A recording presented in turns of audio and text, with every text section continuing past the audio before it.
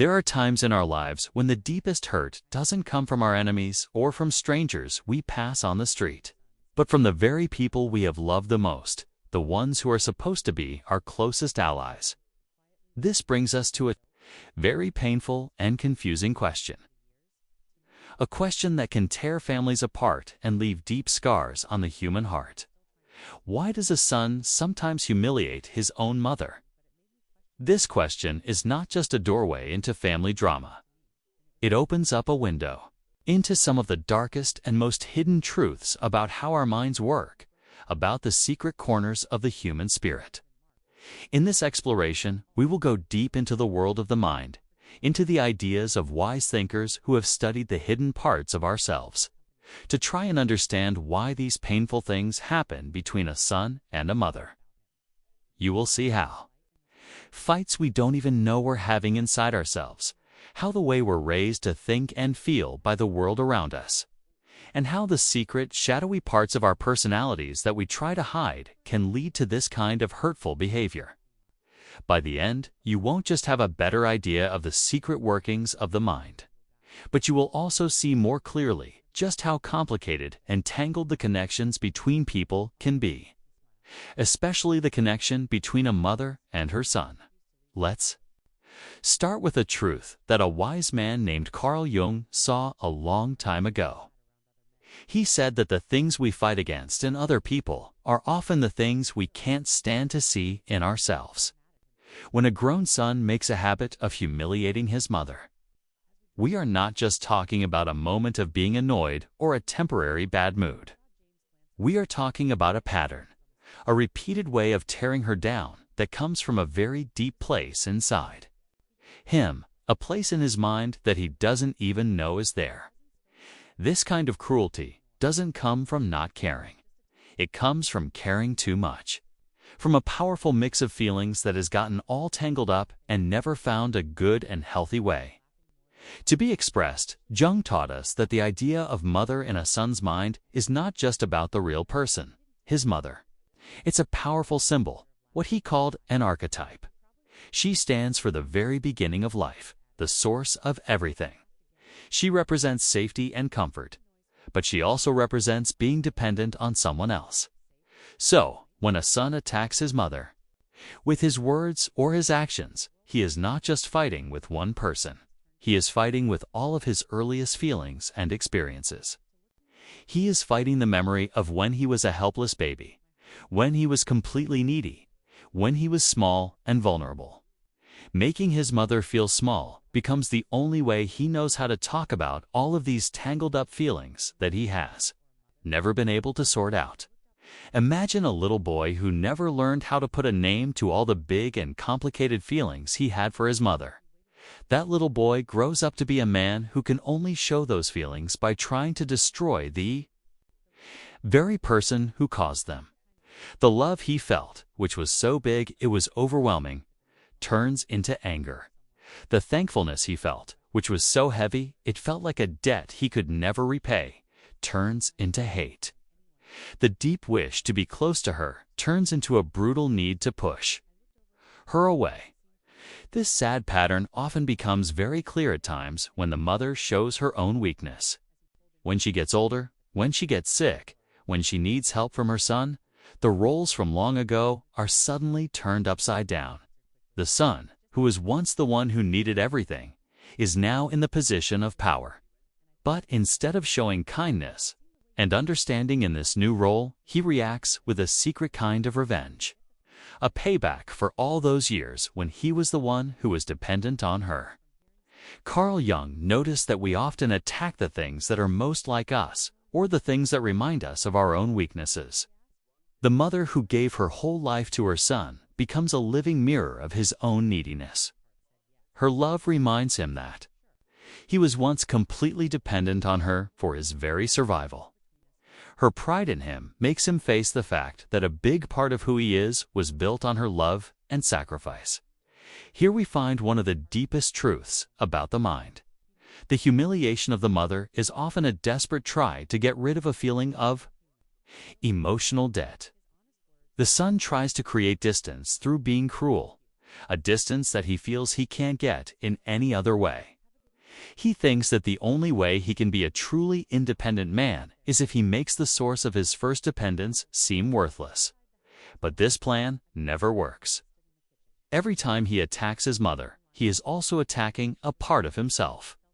Every time he makes her feel small, he is also humiliating the little boy inside of him who once loved this woman with all his heart. This cruelty becomes a never-ending circle, a trap in which the son falls deeper and deeper into his own emotional pain. Another wise thinker, Sigmund Freud, would say that this is a case of repression. The son pushes down all the good and loving feelings he has for his mother because they feel too scary. They threaten his idea of himself as a strong, independent man who doesn't need anyone. And so, what he pushes down comes back in a twisted and ugly form. The love that he is not allowed to feel becomes a powerful urge to destroy. Let's look even closer at this. When a son humiliates his mother, he is often using a mental trick called projection. He takes all of his own weaknesses, his own fears, and his own secret wishes that he has never been able to fulfill, and he throws them onto her. The mother becomes a scapegoat, the one to blame for all of his own problems. She is accused of being too clingy and needy, when really it is the son who has never learned how to create healthy space in his relationships.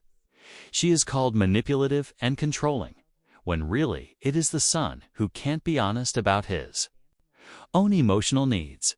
These projections can be so strong and so convincing to the son that he can no longer see his mother as she really is.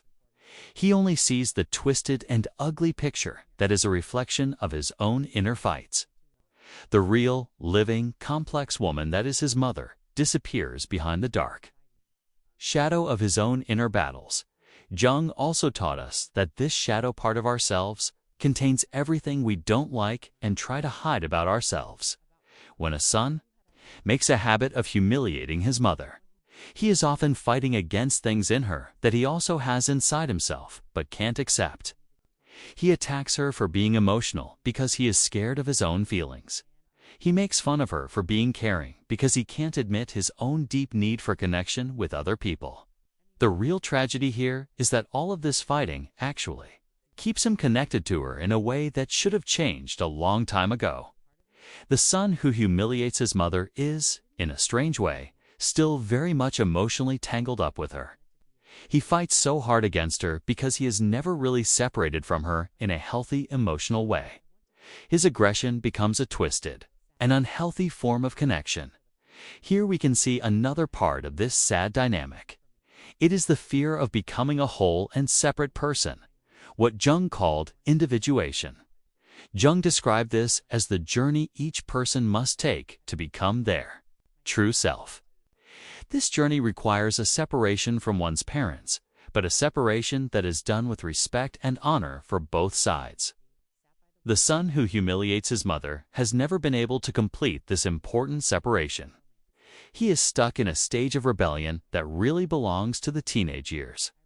But this is not the healthy rebellion of a teenager who is just testing the limits to find out who he is.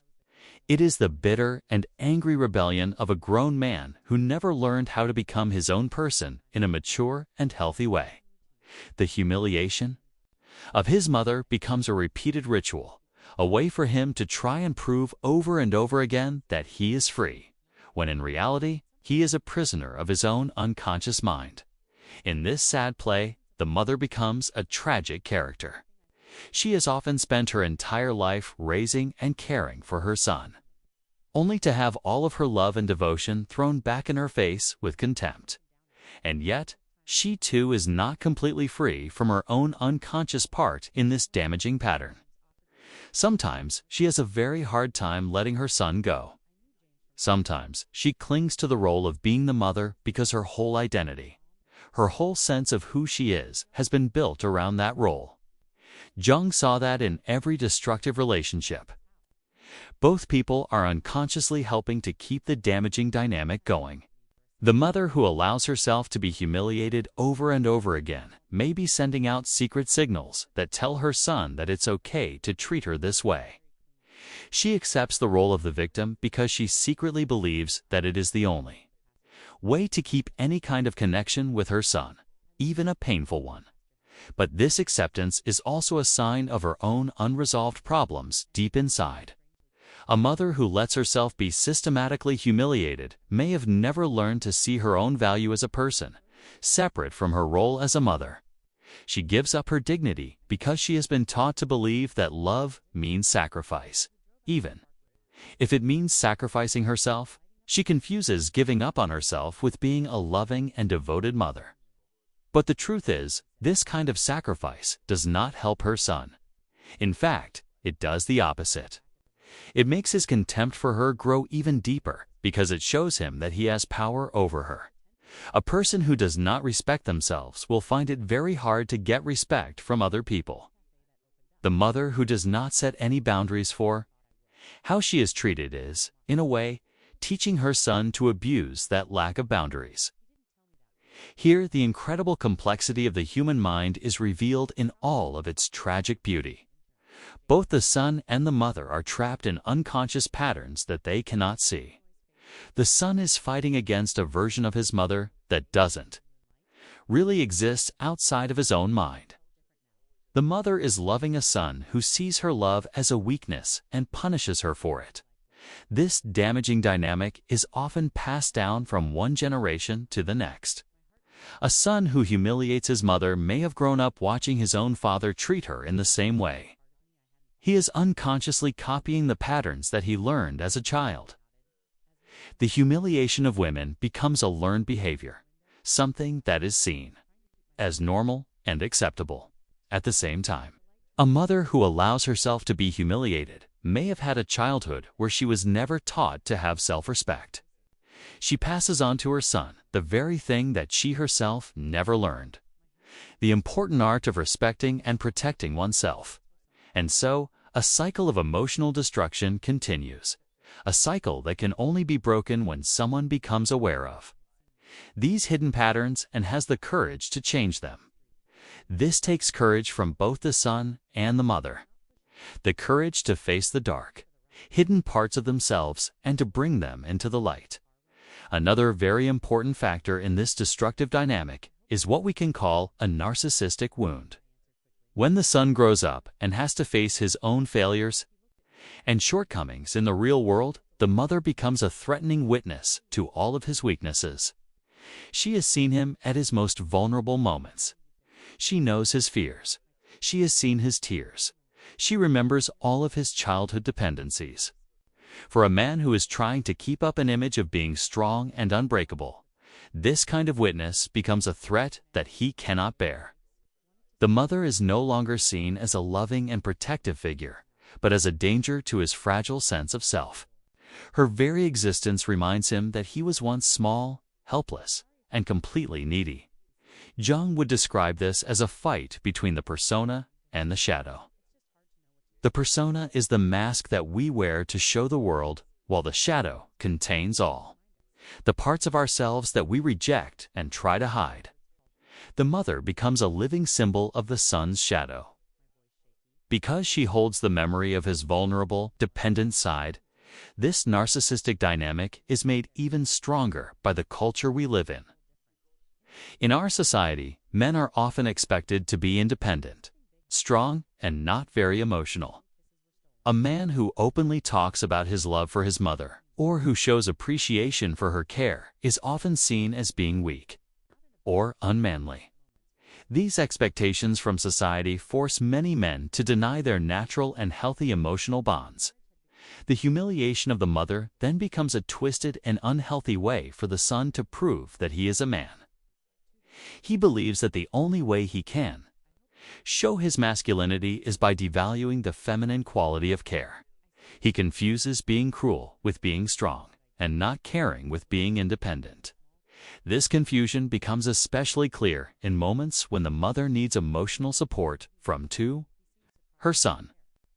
When she gets sick, when she grows old, or when she asks for help. The son often reacts with rejection, or even with contempt. Her weakness makes him face his own mortality, his own vulnerability. Instead of accepting this reality, he projects his own fear onto her and blames her. For his own feelings of anxiety, Freud taught us that we often hate the things that we are most afraid of.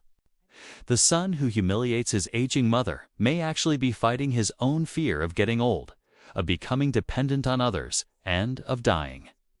The mother becomes a scapegoat for all of his deep existential fears that he cannot handle.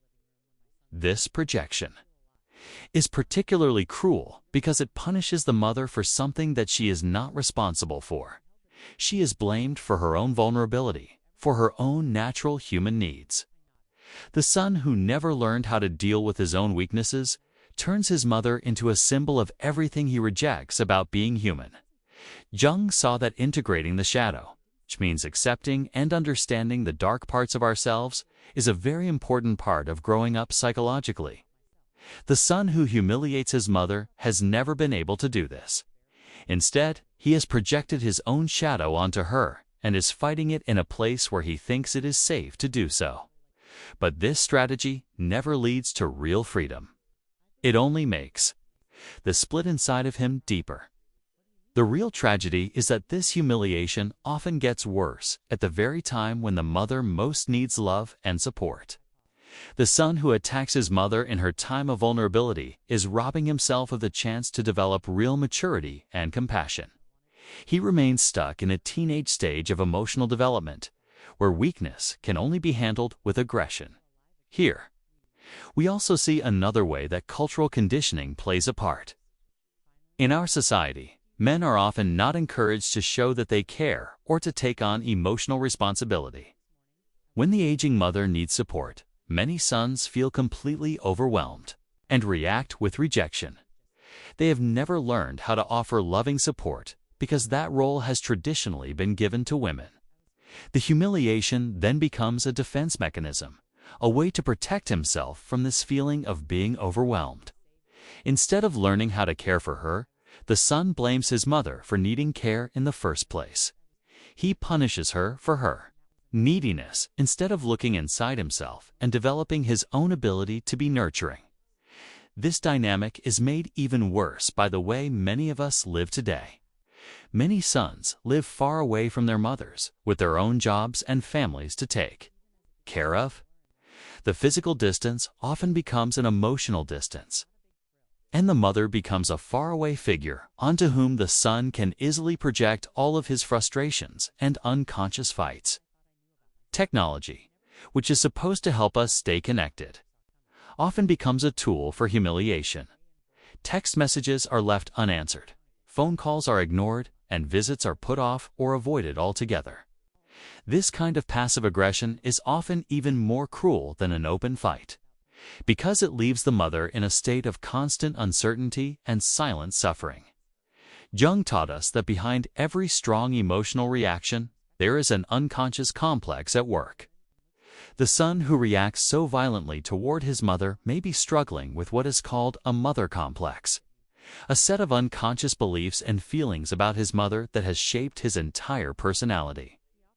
This complex can show up in two opposites ways, either as too much dependence or as too much resistance.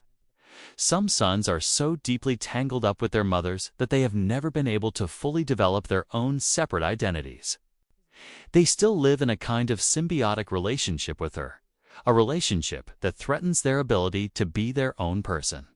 The humiliation then becomes a desperate attempt to break free from this psychological entanglement. Of a healthy separation, they choose the path of destruction. Other sons, on the other hand, have developed a strong aversion to anything that seems maternal. They are afraid of any kind of emotional closeness because they think it means they will lose their independence.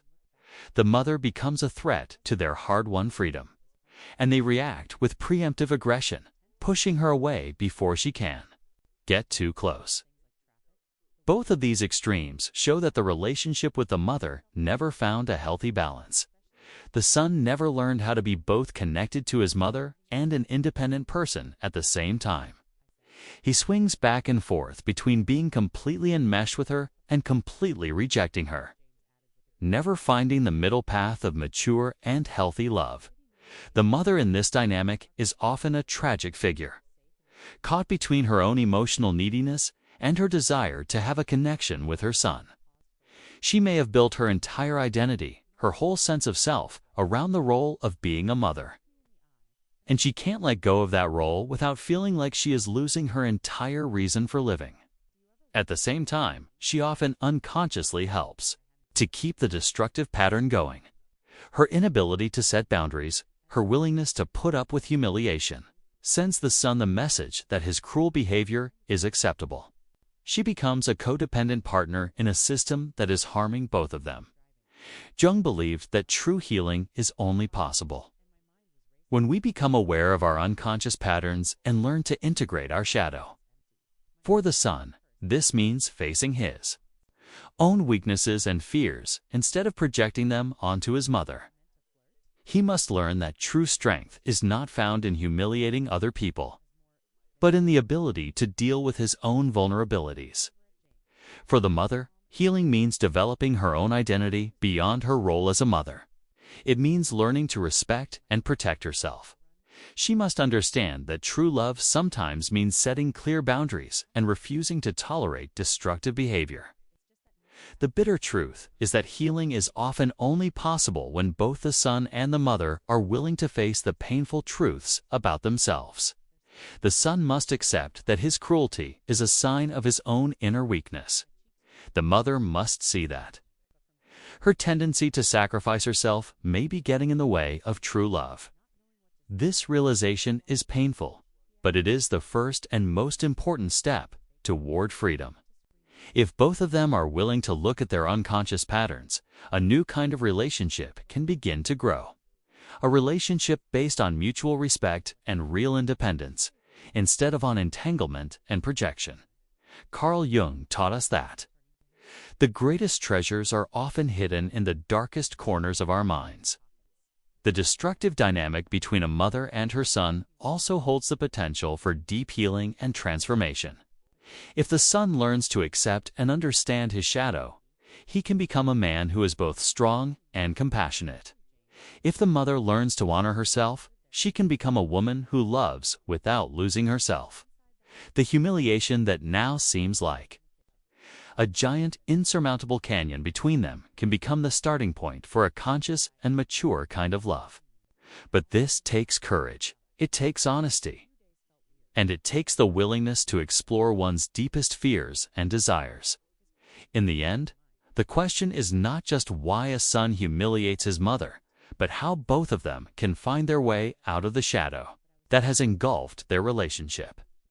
The answer is not found in blaming each other or in trying to justify their actions. The answer lies in the courageous willingness to recognize and transform their own unconscious patterns. If you see yourself in these words, whether you are a mother or a son, please know that change is possible. The first step is always awareness. The awareness that behind every act of cruelty, there is a wounded soul that is crying out for healing. Jung once said, "Everything that irritates us about others can lead us to an understanding of ourselves."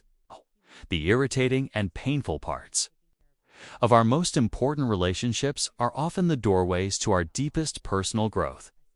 The mother-son relationship, with all of its shadows and complexities, remains one of the most powerful places for psychological transformation. It reflects not only our own personal dramas, but also the great themes of human life, love and hate, dependence and freedom, life and death. If you feel that these words have touched on a truth inside of you, please share your thoughts in the comments below. Tell us about your own experiences with these complex and often painful family dynamics. And don't forget to subscribe to this channel for more deep dives into the human mind. Because it is only by understanding our darkest impulses that we can hope to find our brightest light.